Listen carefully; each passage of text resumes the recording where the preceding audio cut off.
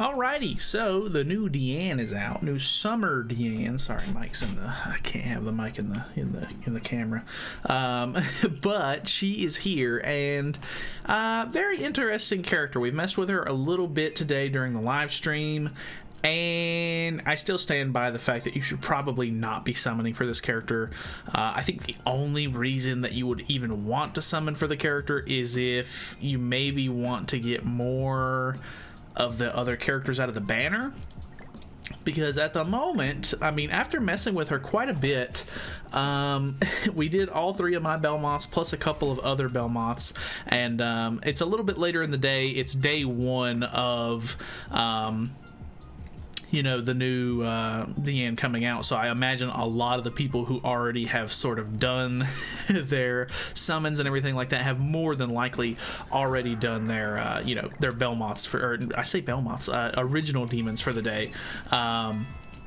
Which means that more than likely it's going to be hard for me at the moment, because it's still day 1 a little bit later, to find somebody who's got Belmonts, or I keep saying Belmonts, original demons still in stock, I guess you could say. So we're going to go over how it looks with only 1 Diane on the team, because I have done it a couple of times already with only 1 Diane, and so far it's really not been too bad. Of course, there's a couple of things that are very concerning and can definitely mess up an entire run if you're not careful, but then again, with randoms, it's a huge toss-up on whether or not that's going to happen or not. So I'm assuming he's going to upgrade. Okay, he used his thingy first turn, which I'm not super thrilled about personally, just because the fact that him using that turn 1 means that we're still probably not going to have a buff on the last phase unless he gets lucky enough to start pulling extra ones. I did get an extra Amplify card here. We might actually kill first turn. I think we do. Okay, so that's not too bad, but also the big problem is running this team comp. I have to have Gother to help get him the rank ups that he needs, which is good, because originally, you know, you have to wait a couple of turns before you can actually get you know, the things that you need. But for me to sort of get through this phase and still have my buffs and everything like that intact, I have to end up using a lot of my really good cards, which is not ideal, because you know, going into the last phase, which is the hardest phase, I think he just takes a lot less damage. It's also a toss-up here on whether or not I'm actually going to kill. We shall see, I guess. I'm gonna have to hit a really nice crit. Ooh, okay, no crit. I actually did kill him, but it was very close. I'm almost positive that was like just a little bit of damage short of being a catastrophe. But now, so we still technically have our buffs, which is good, but you can see I don't really have any good cards in hand. And these level 1s aren't going to do the greatest. So from my experience so far, Diane's cards actually do really bad in this last phase, whether you have buffs or not. You definitely want to rely on Melee or Freyr, whoever your like big damage dealer is, for this phase. But I'm really interested to see if we get lucky and he already has another Arthur buff or not, because if he does, that's great. Hopefully we can kill. If not, it could be kind of a bad time, because then we just kind of get, you know, beat over and over again here, because he still does a really good amount of damage. All of his stuff is AoE. We can only really last for 2 turns like this. So he has ult in hand. Unfortunately, the buffs are going away this turn, so I guess we shall see. Do you have? Okay, he's just going for it, I guess. So the AoE card from Diane is really not great. So we're gonna hope that we have enough damage here. He has used a pretty decent amount of Arthur single targets, but yeah, he's still not got a whole lot of damage here. He definitely should have used that first, I think, before attacking with yeah, we don't have any buffs on her except for her damage increase, so that was really bad. Oh boy, this is where it starts to really fall off. And even, I have to say, even with 2 Dianes, it still ends up being quite a close call depending on the cards that you've pulled. So I'm not sure if this is the team comp that they really had in mind whenever using Diane. I think obviously, I guess in a perfect world, both of you are going to have Diane, and both of you are going to be running, you know, maybe Melee and Freyr, but I don't know. It's a tough call. You can see this is not good. We're literally so close, and I'm pretty sure he's going to inhale at the end of this turn, which means that we have just completely dropped the ball on this one. I have won a couple of games. I think we just got unlucky with him not having a buff card, or it was just a bad idea in general to buff card for him on the first turn. Maybe he should have just relied on me to sort of try to get damage off. That way we could have tried to make sure to have those buffs for the later turns. So this is unfortunately kind of how it's looking so far. But then again, you know, whenever new strats and stuff like that for this sort of thing come out, it's always kind of difficult for, you know, like, or it's not, I don't want to say difficult, but it's always a little bit like wonky with people trying to figure out a good strat for it and everything. So I think as time goes on and some of the players who don't have Diane sort of play with more Diane players, that they'll sort of understand that they need to stagger the, you know, the buff card, or, you know, small things like that. But having to run 2 Gothers is not great, because Gother really doesn't contribute anything except for rank ups, which is very unfortunate. So not a huge fan of that. I'm actually really surprised that this guy's willing to try again, because I feel like most of the time when you lose in an original demon, or in a demon in general, most of the time people are like, okay, I'm done, and then they kick you and try to find somebody else or whatever. So props to this guy.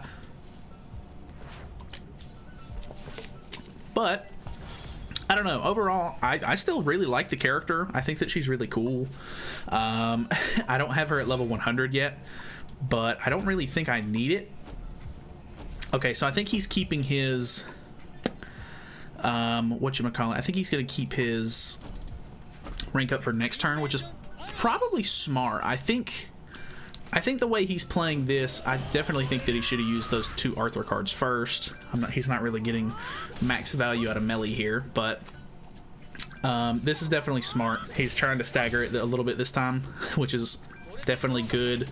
Lets me get some of these bad cards out of hand, which is nice, because honestly, this Power Strike card is kind of decent. Like, you can see it does like over 100k, which is kind of nice, but at the same time, it's not, I don't know, it's not great. The reason that they made it an AoE is still just completely unknown to me. I have no idea why they did that. The fact that he disabled Arthur there is not great. You're disabled, my man. All right, well, we shall see how this goes, I guess. I feel so bad for him, because that's now gone. That's lost. That's thrown out into space. Because, damn it, man, it's. I don't think he realized what was gonna happen there, which is really funny to me. But hopefully we can get through this phase and he can draw another one. Oh, that was so funny to me. All right, that's bad overall, because we need to win this, but I think that they just really messed up. The fact that Thonar works in the back and it works for the entire team, the fact that this unit doesn't work for the entire team is just ridiculous. Like, why did they make it like that? That's so dumb. I think I'm gonna push for her ult here, because that should kill. But yeah, if they would have made her passive work for the entire 2 teams instead, that would have obviously been great. It didn't have to rank up, because, you know, Liz doesn't rank up whenever hers works, but just the fact that it doesn't give the buffs to the ally is just questionable. It requires, you know, a person to have two of that. Or like, you know, it requires both people to have the same unit, which is just really dumb. Not really sure why they decided that that was going to be a good idea, but you know, whatever. Kind of a weird one.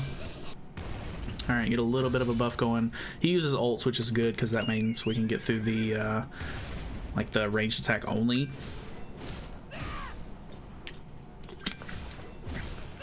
Building up some melee buffs here. I'm not expecting a kill. Plus, I don't really want to use these AoEs unless we have some sort of buff going.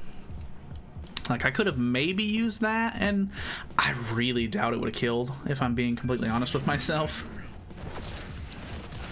That's not great. He does so much damage on those single targets. That's so much. And that was a lot of health that he just gained. I think that one just lifesteals in general, which is really bad. Does he have a buff? Okay, all right, no buff.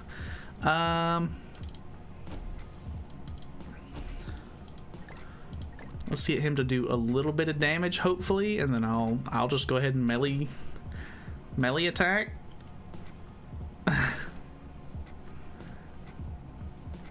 Hello? Okay, okay. All right, well, hope it works. Oh my god. All right. So yeah, you can kind of see how this is going. I have had people, you know, play really well without an extra Diane, but I feel like this is just gonna be kind of, I mean, I don't want to say that this is the experience, like this is the 1 Diane experience, because I mean, sure, you're gonna have games like this, and then you're gonna have other games where, you know, people play really well. That's great. Okay, he got a rank up. I don't have a rank up, plus my Gother is, well, there goes all of that. Very unfortunate. I'm gonna get a new hand. Maybe I'll get rank up. All right, he's dead.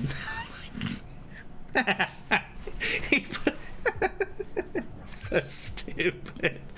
Oh god. Man. Good game, dude. We are I hate to do it, but I'm just gonna bow out of that one.